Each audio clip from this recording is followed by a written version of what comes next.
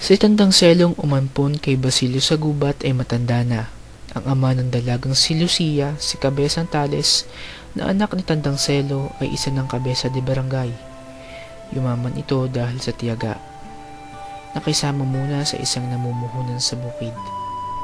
Naghanap siya ng lupang masasaka sa gubat. Ipinagtanong kung walang may-ari nito at sabi wala raw. Pero ngayong maunlad na ang kanyang lupain, sinasabi ng mga prideng kanila ito o kaya buwan-buwan ay nagbabayad si Cabezang Tales ng mataas na buwis.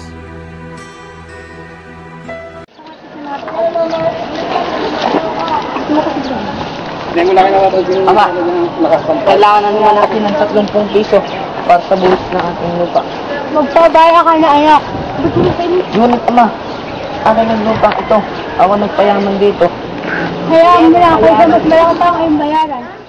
Hayaan mo lang, kaysa mas malaki pa ang iyong bayaran. Tapos ano? Anong aking mapapala? Malay mo, bilang ganti, sa paisa ka pa nila. Ayoko nang umasa. May ba ka na? May bala ka bang pag-aralin ang iyong mga anak? Siyempre naman ama. May balak akong pag-aralin ng aking anak, lalong-lalo na si Huli. Ngayon asensyado ka na, at yung kabesa de barangay. Hindi na imposible iyon. Makaraan ang ilang pag-uusap ay biglang dumating si Tama-tama ang iyong pagdating. Kaya nag-uusap sa iyo. Ang iyong pag-aaral sa Maynila. Talaga po, salamat anak. Tuwang-tuwa si Huli sa narinig. Ngunit, pagkaraan ng ilang araw, muli na namang naningil ang mga praile ng mas malaking buwis. Mga buhaya, mga balasubat. Ama, Bakit anak? kailangan na naman natin ng 200 piso para sa buwis nating lupa. Magpabaya ka na, anak.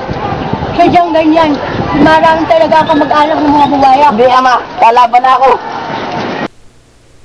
Hindi na nakapagtimpi sa Cabezang Tales. Sa huli, umanit din siya kay Simon upang maghimagsik sa papa.